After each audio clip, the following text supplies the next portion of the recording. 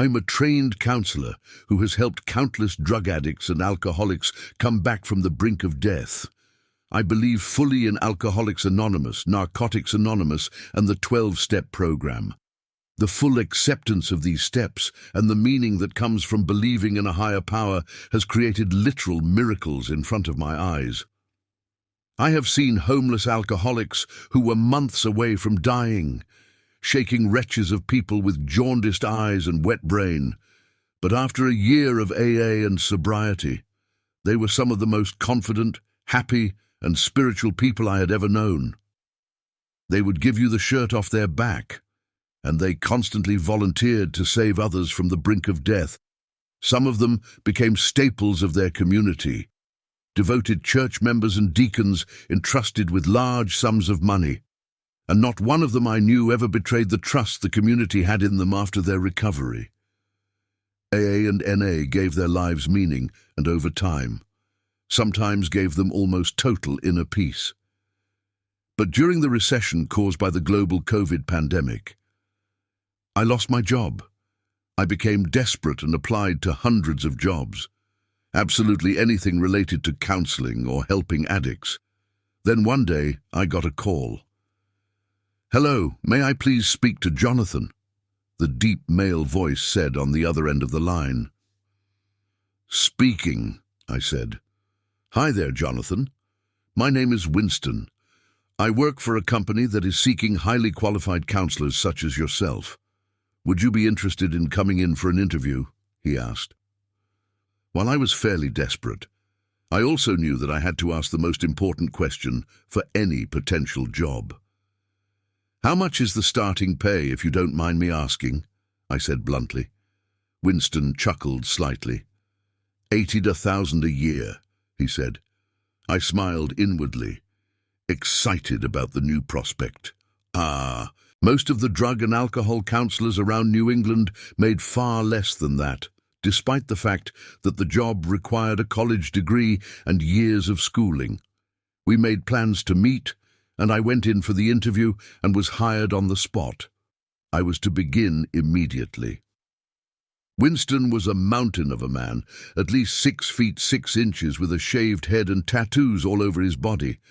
His muscles looked like they had been sculpted out of marble. But he was also quite nice, smiling and laughing all the time as he showed me around the counseling building.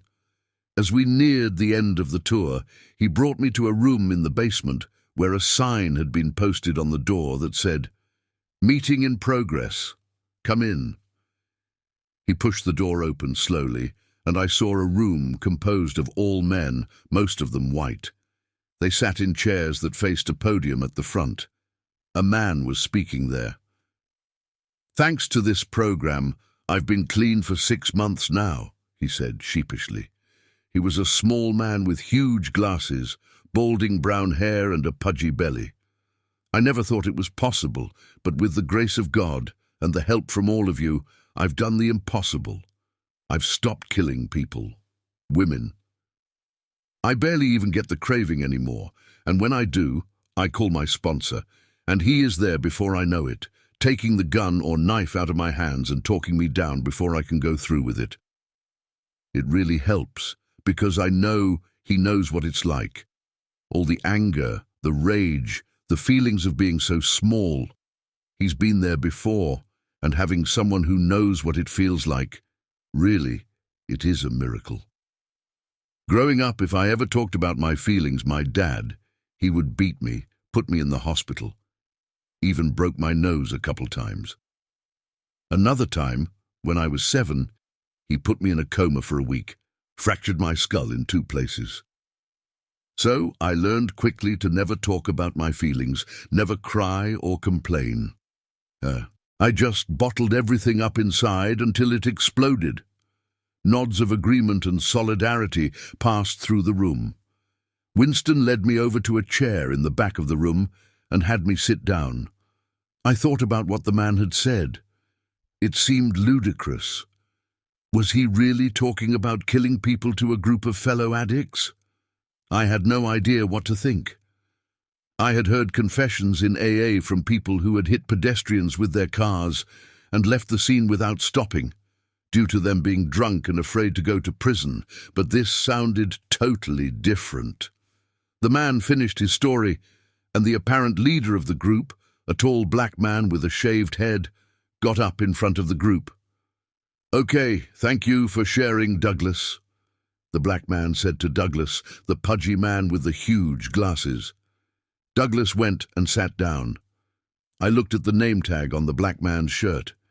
It read, "Hi, my name is King." King reached into a cloth bag next to the podium, pulling out some round circular coins that I recognized instantly as sobriety chips.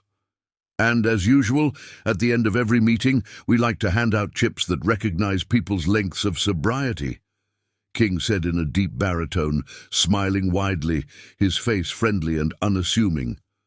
"For Leon, we have a 10-year sobriety chip," King yelled, and everyone in the room stood up applauding. A nondescript elderly white man got up from the center of the room, smiling sheepishly as he went to the front, shaking King's hand and taking his token. "For Douglas, we have a 6-month sobriety chip." The pudgy man got back up and went to the front of the room, taking the chip and sitting back down. "And last, but not least, for Anton we have a 24-hour chip." A white man with a goatee got up and grabbed his chip. "The first 24 hours are always the hardest, as we all know," King said, and the room murmured in agreement. "One day at a time, though. That's all we can do." The meeting ended with the serenity prayer. "Lord, grant me the serenity to accept the things I cannot change." And everyone began to disperse. I turned to Winston. I'm confused," I said, and he laughed, a deep, rich sound that echoed across the room. "This is a newer group," he said, "a 12-step program for those addicted to murder, serial killing, spree killing, anything like that. We have found that, like with drugs and alcohol, prison doesn't really help reform these poor addicts. They don't get any of the professional or psychological help they need while incarcerated, so we started a group here instead. So, these guys, they actually kill people?" I asked, horrified. He nodded. "Well, they used to," he said. "Some of them have been in recovery for decades. Some of them are brand new at it. And this is what we hired you for, to work with these men, to help save lives, and to keep them on the straight and narrow." He nodded, as if to himself. "It won't be an easy job, surely, but that's why you're getting paid more than other counselors in the area. I'm sure you're up for a challenge, right?" I had to think about it. I really didn't know if I was up for a challenge of this caliber. But then again, what other job prospects did I have? I needed the money to pay my rent. Otherwise, my 17-year-old daughter and I could end up on the streets. Sighing, I nodded. "Okay, yeah, I'm up for it." I agreed. Blood covered the floor of the room in front of me. I looked from Leon, with his white hair and wrinkled face, to the barely recognizable mass of blood and organs on the floor. "I'm sorry, Mr. Jonathan," he said, crying into his hands. I relapsed. I don't know what happened. I was totally fine 1 minute. Then this idiot came out of nowhere, cutting me off in traffic and flipping me off for no reason. I had to slam on my brakes to avoid hitting him.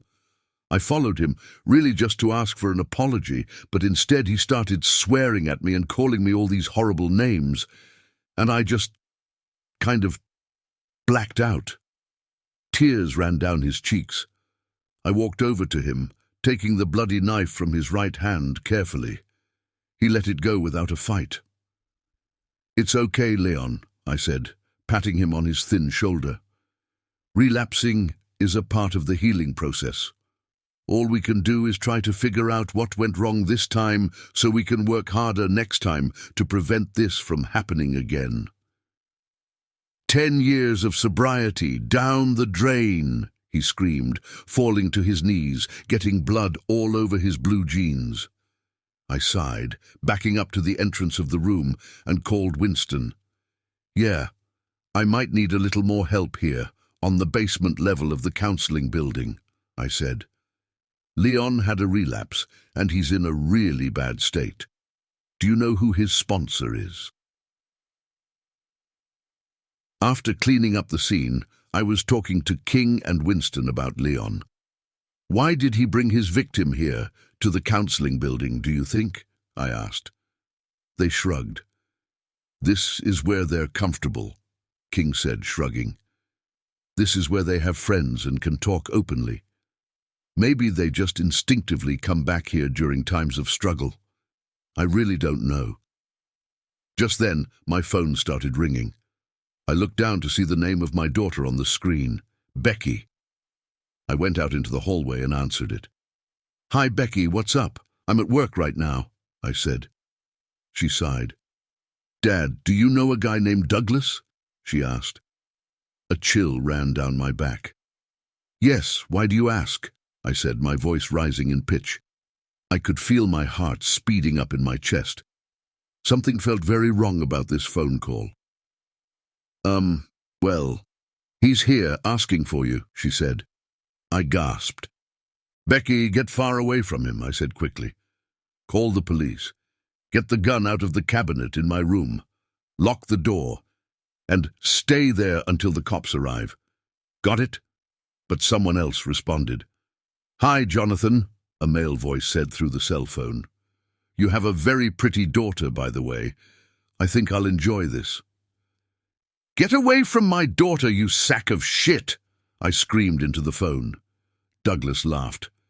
Then I heard a gunshot and the line went dead. I started sprinting through the building, towards the parking lot outside.